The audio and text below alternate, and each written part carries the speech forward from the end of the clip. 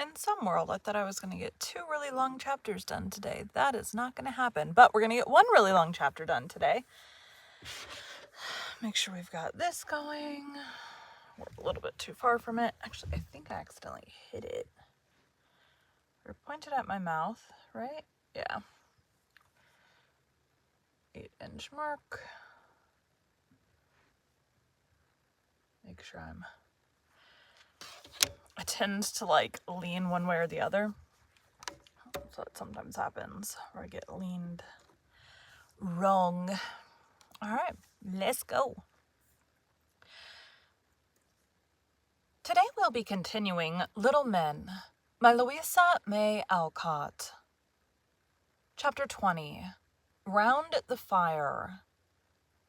With the October frosts came the cheery fires in the great fireplaces, and Demi's dry pine chips helped Dan's oak knots to blaze royally and go roaring up the chimney with a jolly sound. All were glad to gather round the hearth as the evenings grew longer to play games, read, or lay plans for the winter. But the favorite amusement was storytelling, and Mr. and Mrs. Bear were expected to have a store of lively tales always on hand. Their supply occasionally gave out, and then the boys were thrown upon their own resources, which were not always successful. Ghost parties were the rage at one time, for the fun of the thing consisted in putting out the lights, letting the fire die down, and then sitting in the dark and telling the most awful tales they could invent. As this resulted in scares of all sorts among the boys, Tommy's walking in his sleep on the sled roof. Tommy's walking in his sleep on the shed roof, and a general state of nervousness in the little ones. It was forbidden, and they fell back on more harmless amusements. One evening, when the small boys were snugly tucked in bed and the older lads were lounging about the schoolroom fire, trying to decide what they should do, Demi suggested a new way of settling the question. Why did we not stop when I hit the stop button? You can hear it on the thingy. I hit the button. It just did not work. Demi. He must have been pretty...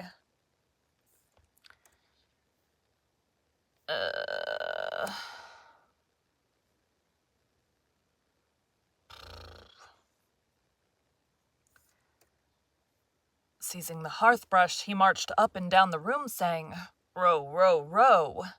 And when the boys, laughing and pushing, had got into line, he said, "Now I'll give you 2 minutes to think of a play." Franz was writing, and Emile reading the life of Lord Nelson, and neither joined the party, but the others thought hard, and when the time was up, were ready to reply. "Now, Tom." And the poker softly, "Now, Tom." "Now, Tom." And the poker softly rapped him on the head. "Blind man's buff. Jack." It was funny, I had to do We all did. For Tommy, I kind of bounce a little bit. And I had to do a character for another book that I had to do the same thing. Older sounding, though. "Commerce. A good round game, and have sense for the pull. Uncle forbids our playing for money. Dan, what do you want? Let's have a battle between the Greeks and Romans. Stuffy?" About 14. "You can't." "Roast apples, popcorn, and crack nuts." "Good, good," cried several. And when the vote was taken, Stuffy's proposal carried the day. Some went to the cellar for apples, some to the garret for nuts, and others looked up the popper and the corn. "We had better ask the girls to come in, hadn't we?" said Demi in a sudden fit of politeness. "Daisy pricks chestnuts beautifully," put in Nat, who wanted his little friend to share the fun.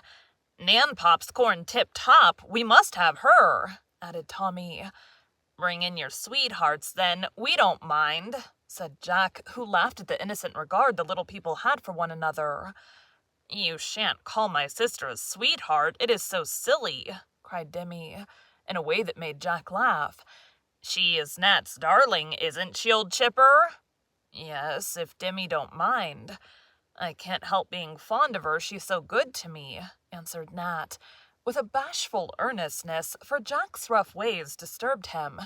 "Nan is my sweetheart, and I shall marry her in about a year, so don't you get in the way, any of you," said Tommy stoutly, for he and Nan had settled their future, child fashion, and were to live in the willow, lower down a basket for food, and do other charmingly impossible things. Demi was quenched by the decision of Bangs, who took him by the arm and walked him off to get the ladies.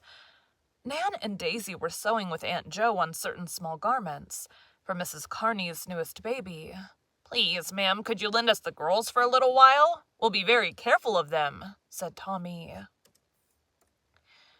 winking one eye to express apples, snapping his fingers to signify popcorn, and gnashing his teeth to convey the idea of nut-cracking.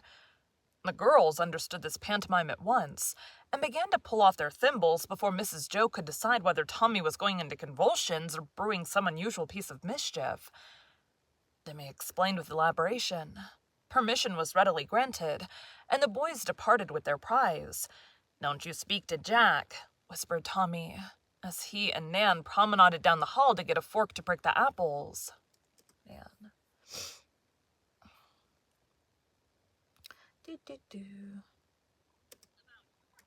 "About your age." "Why not? He laughs at me, so I don't wish you to have anything to do with him." "Shall if I like," said Nan, promptly resenting this premature assumption of authority on the part of her lord. "And I won't have you for my sweetheart." "I don't care." "Why, Nan, I thought you were fond of me." And Tommy's voice was full of tender reproach. "If you mind Jack's laughing, I don't care for you one bit. And you may take back your old ring. I won't wear it any longer." And Tommy plucked off a horsehair pledge of affection which Nan had given him in return for one made of lobster. Damn it. Hold on.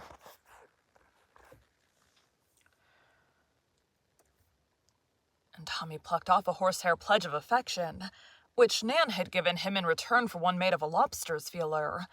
"I shall give it to Ned," was her cruel reply, for Ned liked Mrs. Giddy-Gaddy and had turned her clothespins, boxes, and spools enough to set up housekeeping with.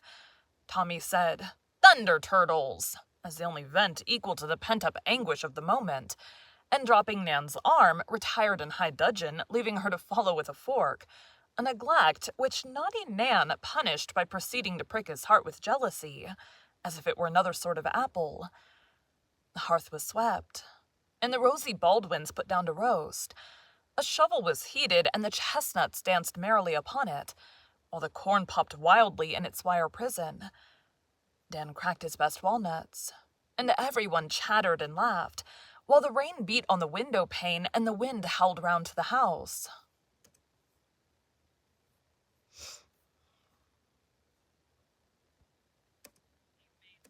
"He made me do it." "Why is Billy like this nut?" asked Emil, who was frequently inspired with bad conundrums.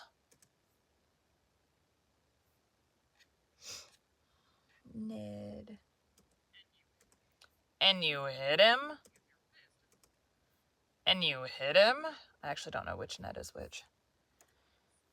"Because he is cracked. That's not fair. You mustn't make fun of Billy because he can't hit back again. It's mean," cried Dan, smashing a nut wrathfully. "To what family of insects does Blake belong?" asked Peacemaker Franz, seeing that Emil looked ashamed and Dan lowering. "Gnats."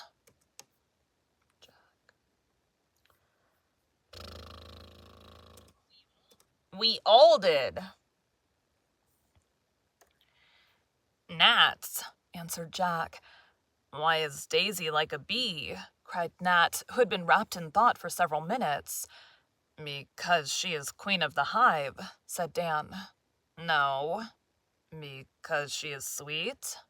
"Bees are not sweet." "Give it up." "Because she makes sweet things, is always busy and likes flowers," said Nat, piling up his boyish compliments till Daisy blushed like a rosy clover. "Why is Nan like a hornet?" demanded Tommy, glowering at her and adding without giving anyone time to answer, "Because she isn't sweet, makes a great buzzing about nothing and stings like fury. Tommy is mad and Ned. Tommy is mad and I'm glad," cried Ned as Nan tossed her head and answered quickly.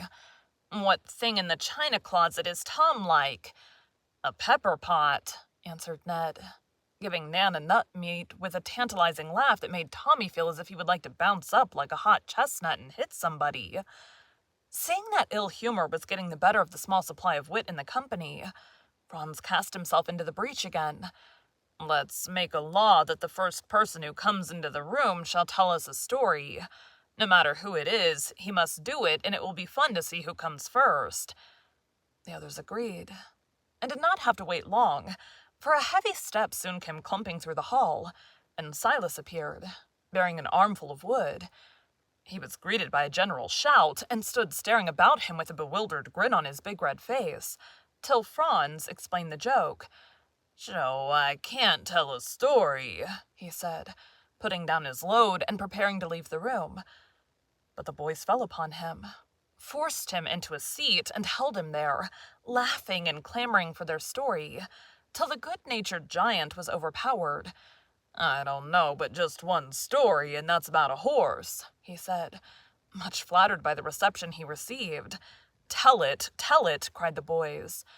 "Well," began Silas, tipping his chair back against the wall, and putting his thumbs in the armholes of his waistcoat, "I joined a cavalry regiment during the war, and see a considerable amount of fighting.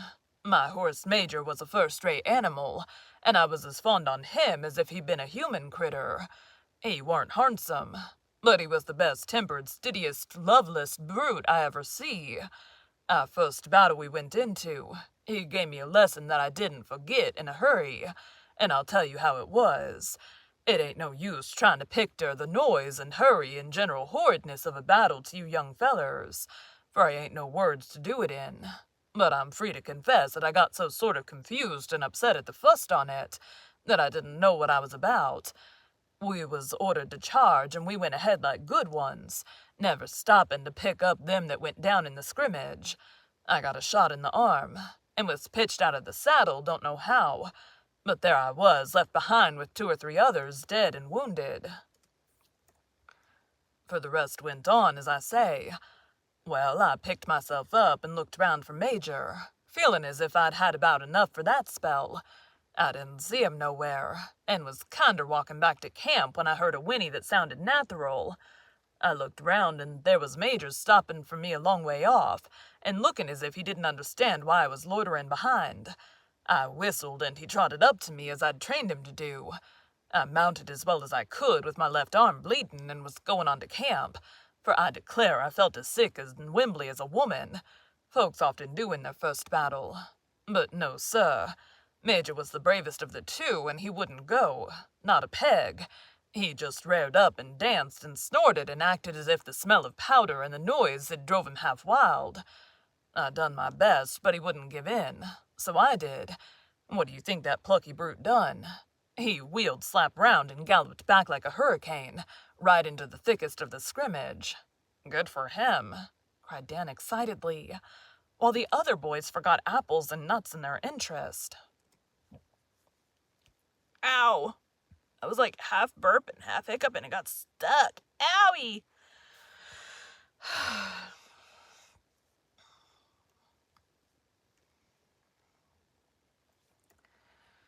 I wish I may die if I weren't ashamed of myself, continued Silas, warming up at the recollection of that day. I was mad as a hornet, and I forgot my wound, and just pitched in, rampaging around like fury till they come a shell in the midst of us, and in busted knocked a lot of us flat. I didn't know nothing for a spell, and when I come to, the fight was over just there, and I found myself laying by a wall of poor Major 'longside was wounded than I was. My leg was broke, and I had a ball in my shoulder, but he, poor old feller, was all tore in the side with a piece of that blasted shell. "Oh, Silas, what did you do?" cried Nan, pressing close to him with a face full of eager sympathy and interest. "I dragged myself nigher and tried to stop the bleeding with such rags as I could tear off of me with one hand. But it weren't no use, as he lay moaning with horrid pain, and looking at me with them loving eyes of his, till I thought I couldn't bear it. I give him all the help I could, and when the sun got hotter and he began to lap out his tongue, I tried to get to a brook that was a good piece away. But I couldn't do it, being stiff and faint, so I give it up and fanned him with my hat. Now you listen to this, and when you hear folks coming down on the rebs, you just remember what one on 'em did and give him credit of it. A poor feller in gray laid not fur off, shot through the lungs and dying fast. I'd offered him my handkerchief to keep the sun off his face, and he thanked me kindly, for in such times as that, men don't stop to think on which side they belong, but just buckle to and help one another. When he see me mourning over Major and trying to ease his pain, he looked up with his face all damp and white with suffering, and says he, 'There's water in my canteen. Take it, for it can't help me.' And he flung it to me. I couldn't have took it if I hadn't had a little brandy in a pocket flask, and I made him drink it. It done him good, and I felt as much set up as if I'd drunk it myself. It's surprising the good such little things do folks sometimes." And Silas paused, as if he felt again the comfort of that moment when he and his enemy forgot their feud, and helped one another like brothers.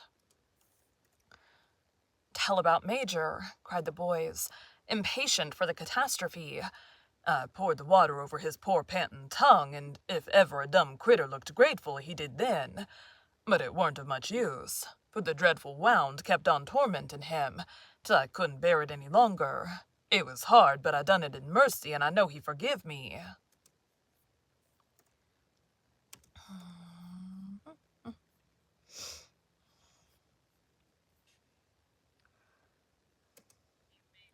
"He made me do it." "What did you do?" asked Emil, as Silas stopped abruptly with a loud hem and looked in his rough face that made Daisy go and stand by him with her little hand on his knee. Airplane? My neck needs to pop. We go to the chiropractor like once a month. I fell on my tailbone like twice within probably 6 months of each other. Maybe a little more than 6 months of each other. I don't know. Twice within not too long. And as such, have lower back and neck problems. Woo! Actually, the neck problems are mostly from all the time spent looking down or at a computer without moving my head. So I have to go to a chiropractor once a month. We take x-rays, not every month. We take x-rays every so often to make sure that things are moving and doing what they're supposed to do. So we're reversing the whatever, because at 30, my lower spine looked like an old person's, like the discs pretty close together, and then my neck was in, like, he has a little chart. It was curving or starting to curve in the wrong direction, so where your neck is supposed to curve like this and go like backwards, boop, like that. Mine was going straight instead. So, lots of movement needed. It's better than my husband's, who had 2 discs trying to grow together, or that had grown together. Mine was not that bad. Yeah, it's from years of, I'm sure, looking down at my cell phone and doing whatever. And like where I would sit on the couch, it was curved for the way that I would sit on the couch. So now I sit in a big, comfy, cozy chair with my neck straight up in the middle. Shot him. Quite a thrill went through the listeners as Silas said that. For Major seemed a hero in their eyes, and his tragic end roused all their sympathy. Yes, I shot him and put him out of his misery. I patted him first and said goodbye. Then I laid his head easy on the grass, gave a last look into his loving eyes, and sent a bullet through his head. He hardly stirred. I aimed so true, and when I seen him quite still, with no more moaning and pain, I was glad and yet, well, I don't know as I need be ashamed on it. I just put my arms round his neck and boo-hooed like a great baby. Sho, I didn't know I was such a fool. And Silas drew his sleeve across his eyes, as much touched by Daisy's sob as by the memory of faithful Major. No one spoke for a minute, because the boys were as quick to feel the pathos of the little story as tender-hearted Daisy, though they did not show it by crying. "I'd like a horse like that," said Dan half aloud. "Did the rebel man die too?" asked Nan anxiously. "Not then. We laid there all day, and at night some of our fellers came to look after the missing ones."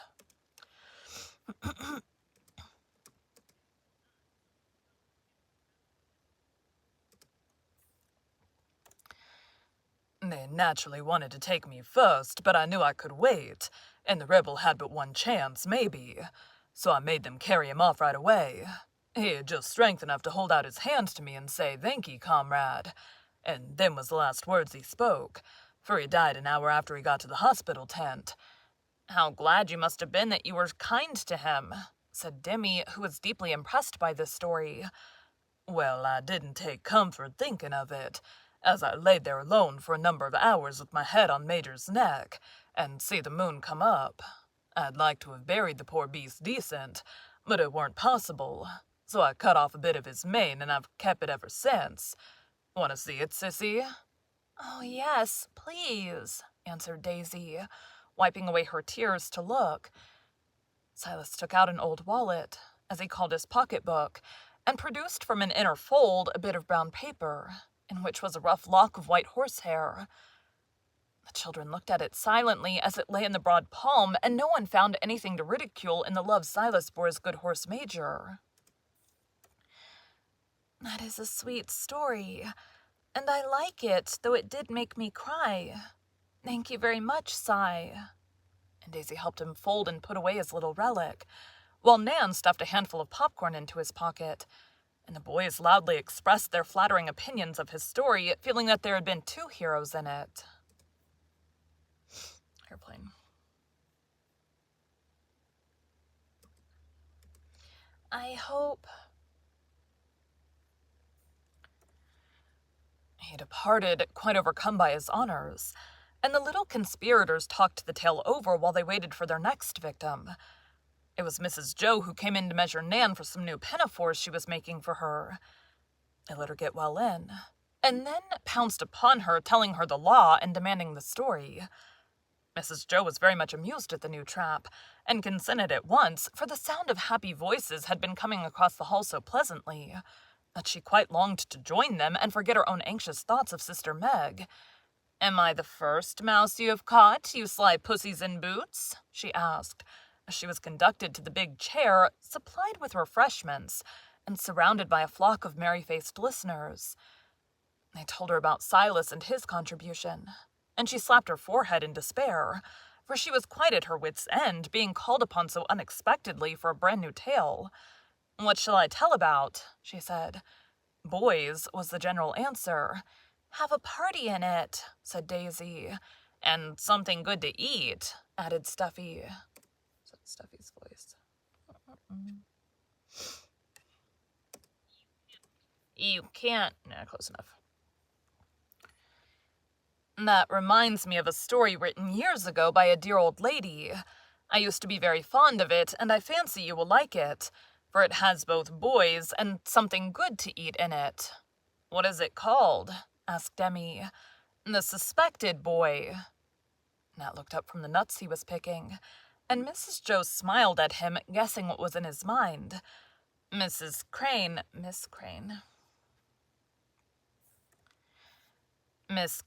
kept a school for boys in a quiet little town, and a very good school it was, of the old-fashioned sort. 6 boys lived in her house, and 4 or 5 more came in from the town. Among those who lived with her, one was named Louis White. Louis was not a bad boy, but rather timid, and now and then he told a lie. One day, a neighbor sent Miss Crane a basket of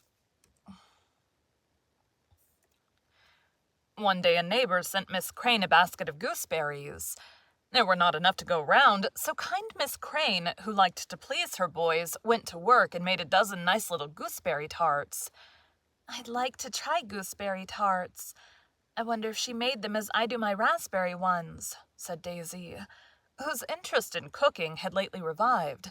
"Hush," said Nat, tucking a plump popcorn into her mouth to silence her, for he felt a particular interest in this tale, and thought it opened well. When the tarts were done, Miss Crane put them away in the best parlor closet, and said not a word about them, for she wanted to surprise the boys at tea time. When the minute came and all were seated at table, she went to get her tarts, but came back looking much troubled, for what do you think had happened? "Somebody had hooked them," cried Ned. "No, there they were, but someone had stolen all the fruit out of them by lifting up the upper crust, and then putting it down after the gooseberry had been scraped out. What a mean trick!" And Anne looked at Tommy as if to imply that he would do the same. When she told the boys her plan and showed them the poor little patties all robbed of their sweetness, the boys were much grieved and disappointed, and all declared that they knew nothing about the matter. "Perhaps the rats did it," said Lewis, who was among the loudest to deny any knowledge of the tarts. "No rats would have nibbled crust... No, rats would have nibbled crust and all and never lifted it up and scooped out the fruit. Hands did that," said Miss Crane, who was more troubled about the lie that someone must have told than about her lost patties. "Well, they had supper and went to bed, but in the night Miss Crane heard someone groaning, and going to see who it was, she found Lewis in great pain. He had evidently eaten something that disagreed with him, and was so sick that Miss Crane was alarmed, and was going to send for the doctor when Lewis moaned out, 'It's the gooseberries, I ate them, and I must tell before I die.' For the thought of a doctor frightened him. 'If that is all, I'll give an emetic, and you'll soon get over it.'" I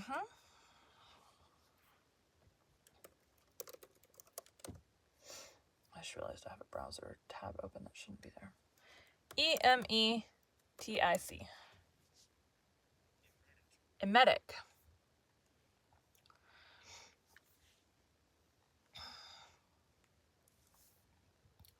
Emetic.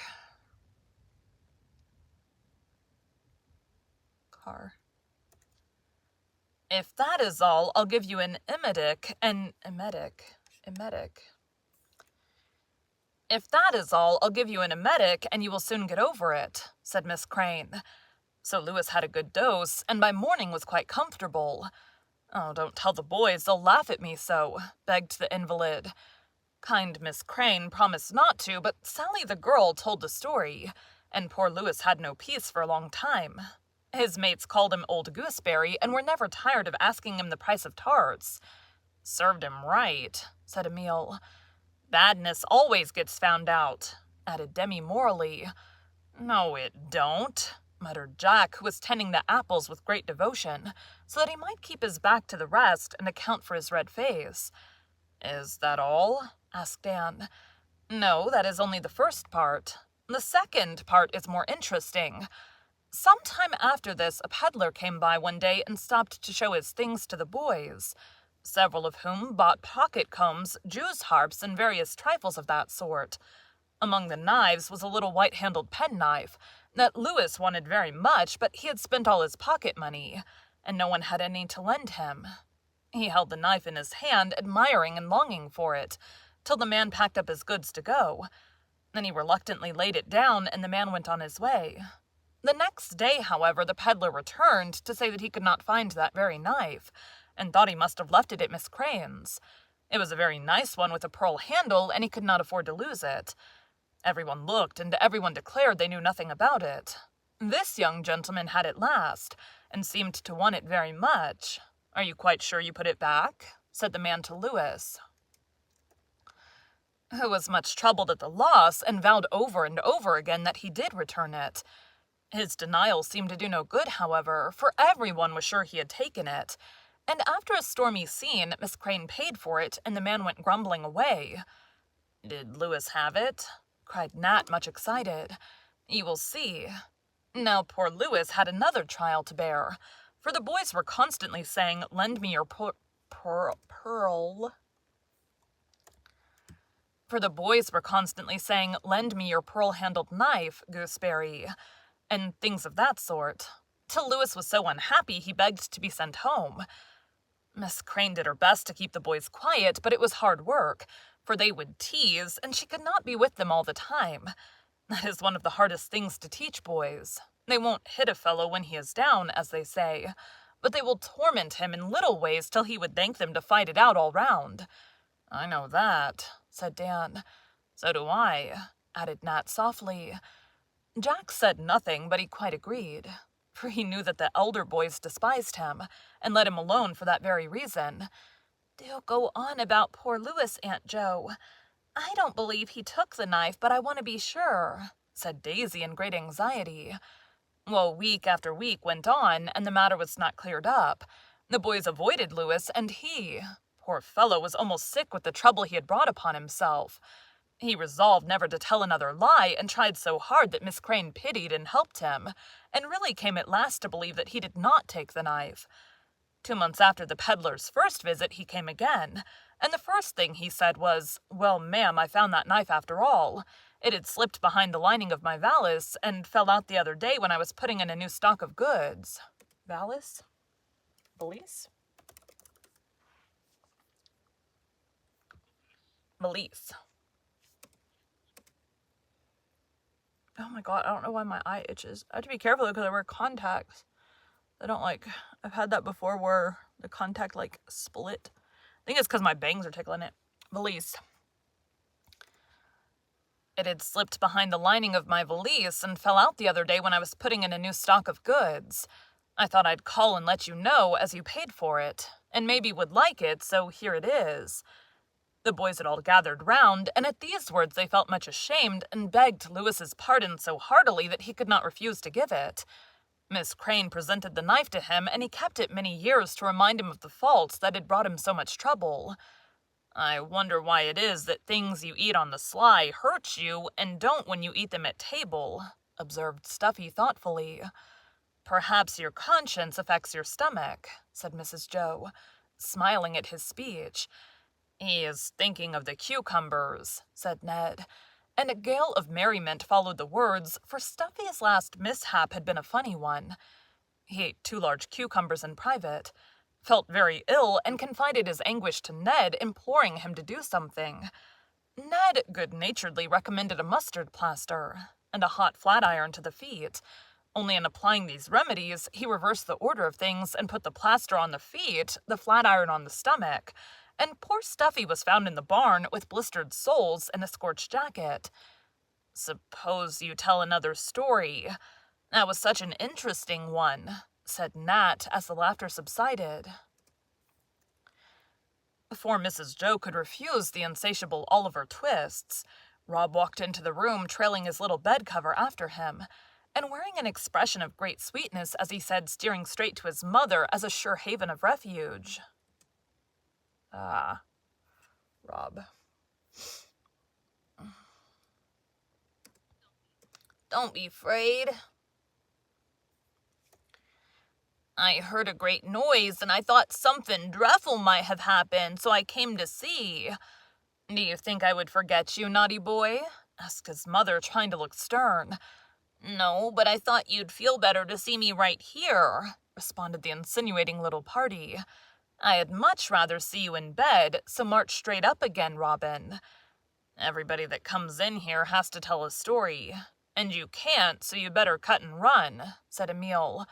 "Yes, I can. I tell Teddy lots of ones all about bears and moons and little flies that say things when they buzz," protested Rob, bound to stay at any price. "Tell one now then, right away," said Dan, preparing to shoulder and bear him off. "Well, I will. Let me think a minute." And Rob climbed into his mother's lap, where he was cuddled, with the remark, "It is a family failing, this getting out of bed at wrong times. Demi used to do it, and as for me, I was hopping in and out all night long. Meg used to think the house was on fire and send me down to see, and I used to stay and enjoy myself as you mean to, my bad son. I've thinked now," observed Rob, quite at his ease and eager to win the entree into this delightful circle. Everyone looked and listened with faces full of suppressed merriment at Rob. Perched on his mother's knee and wrapped in a gay coverlet, told the following brief but tragic tale, with an earnestness that made it very funny. Once a lady had 1,000,000 children, and one little nice boy. She went upstairs and said, "You mustn't go in the yard." But he wented and fell into the pump and was drowned dead. Something's making a noise.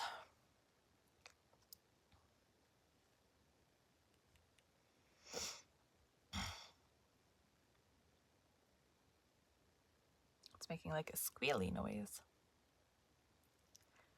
I'm guessing another airplane. Probably a bigger one.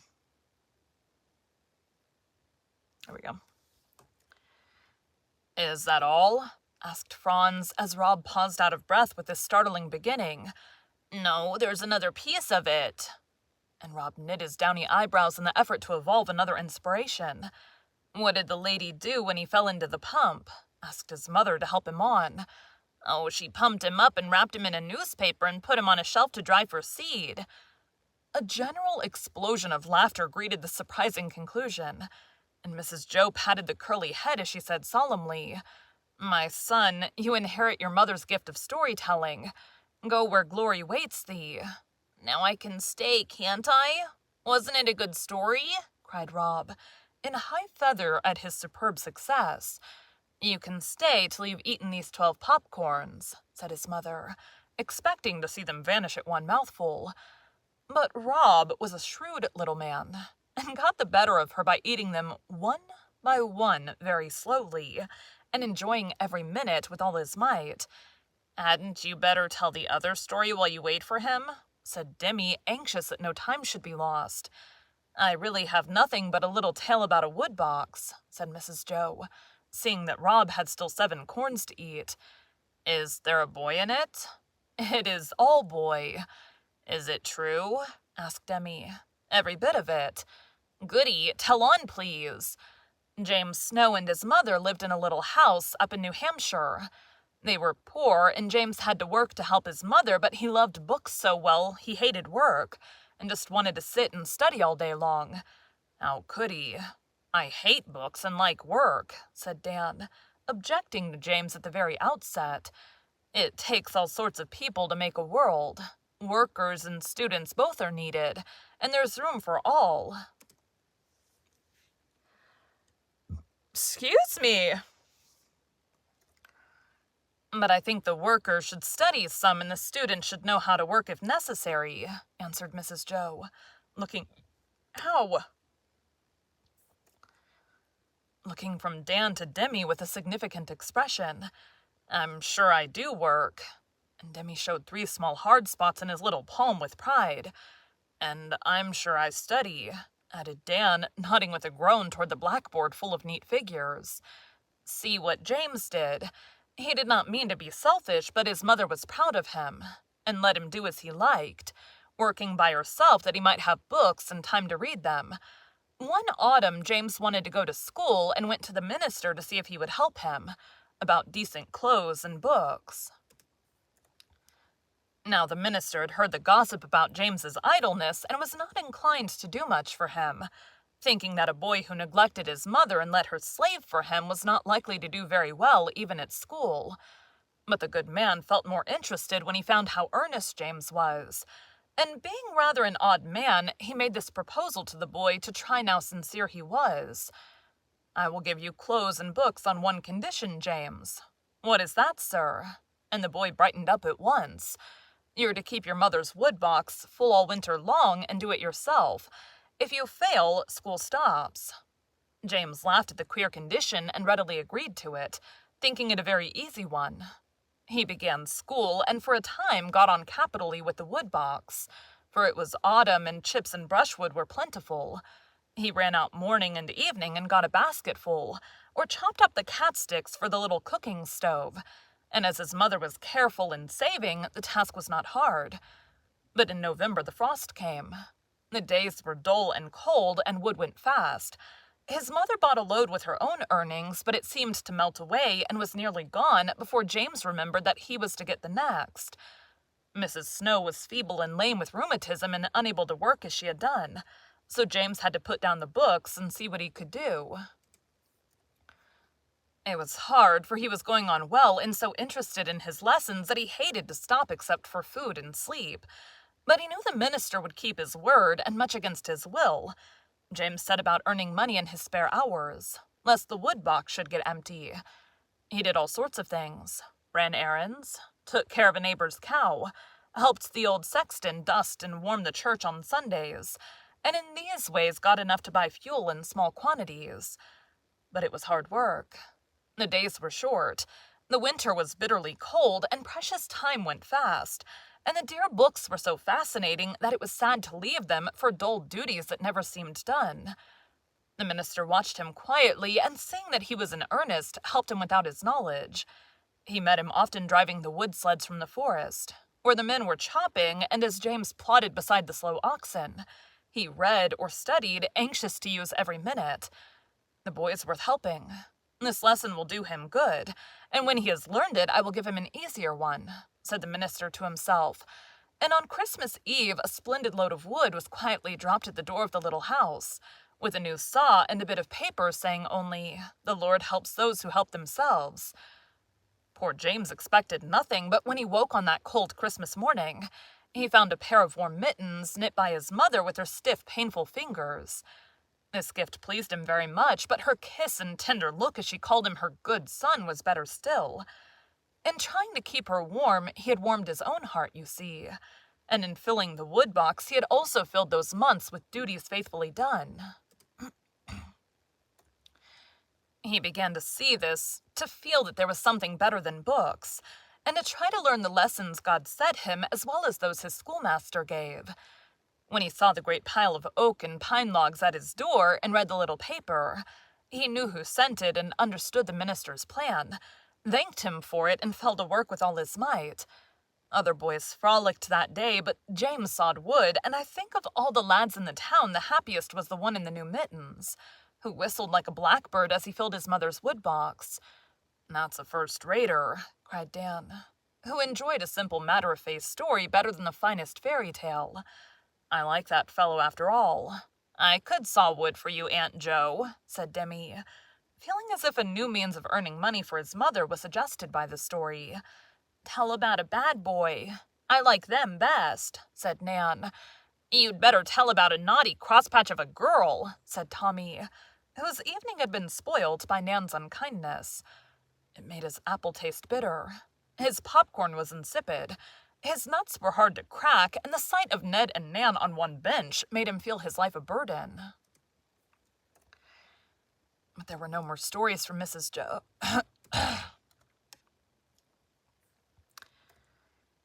But there were no more stories from Mrs. Jo.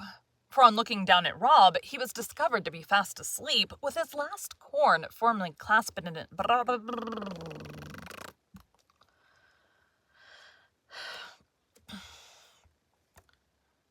For on looking down at Rob, he was discovered to be fast asleep, with his last corn firmly clasped in his chubby hand.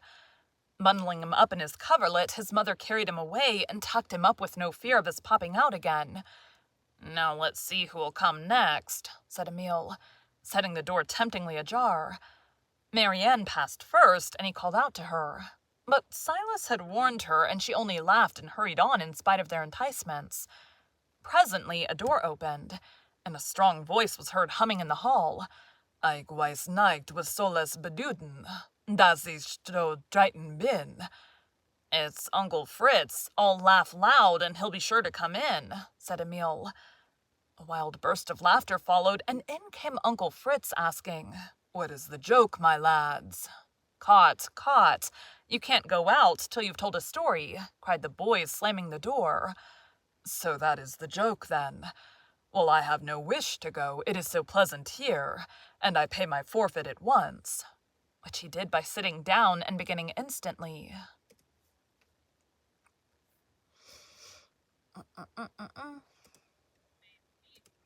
"He made me do it. A long time ago, your grandfather, Demi, went to lecture in a great town. hoping to get some money for a home for little orphans that some good people were getting up. His lecture did well, and he put a considerable sum of money in his pocket, feeling very happy about it. As he was driving in a chaise.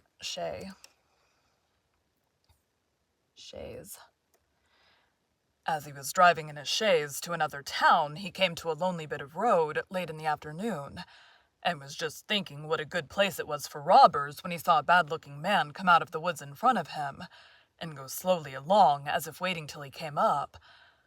The thought of the money made Grandfather rather anxious, and at first he had a mind to turn round and drive away.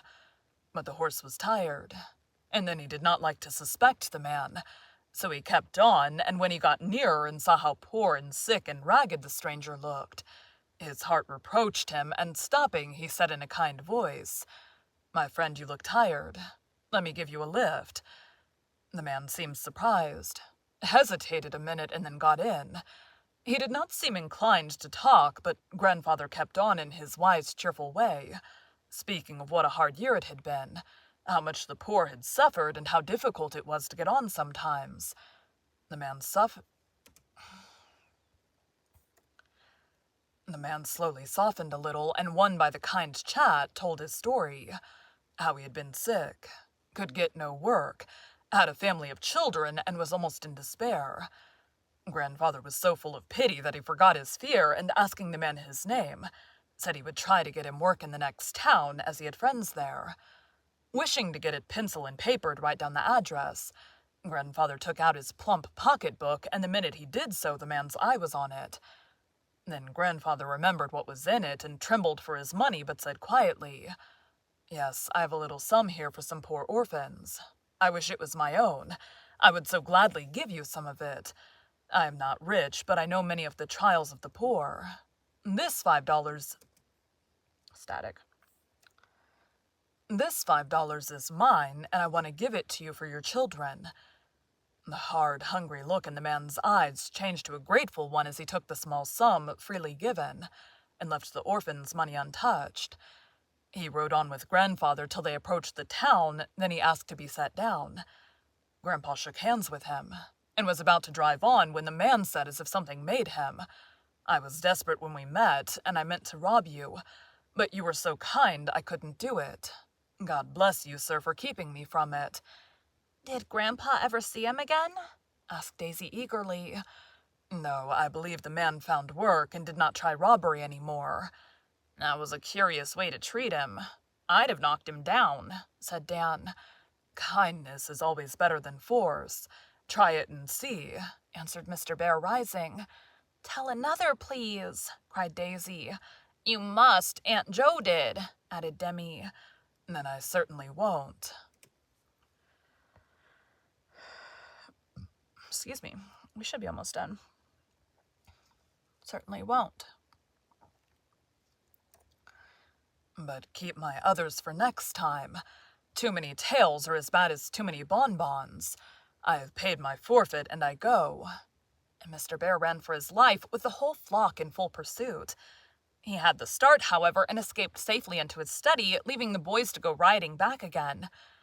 They were so stirred up by the race that they could not settle to their former quiet, and a lively game of blind man's buff followed, in which Tommy showed that he had taken the moral of the last story to heart, for when he caught Nan, he whispered in her ear, "I'm sorry I called you a crosspatch." Nan was not to be outdone in kindness, so when they played Button Button, Who's Got the Button, and it was her turn to go round, she said, "Hold fast, all I give you," with such a friendly smile at Tommy that he was not surprised to find the horsehair ring in his hand instead of the button. He only smiled back at her then, but when they were going to bed, he offered Nan the best bite of his last apple. She saw the ring on his stumpy little finger, accepted the bite, and peace was declared. Both were ashamed of the temporary coldness. Neither was ashamed to say, "I was wrong, forgive me." So the childish friendship remained unbroken, and the home in the willow lasted long. A pleasant little castle in the air. Thank you for joining Bite at a Time Books today, while we read a bite of one of your favorite classics. Again, my name is Bree Carlile, and I hope you come back tomorrow for the next bite of Little Men. Whoop, whoop. Time to go work. Thanks, guys.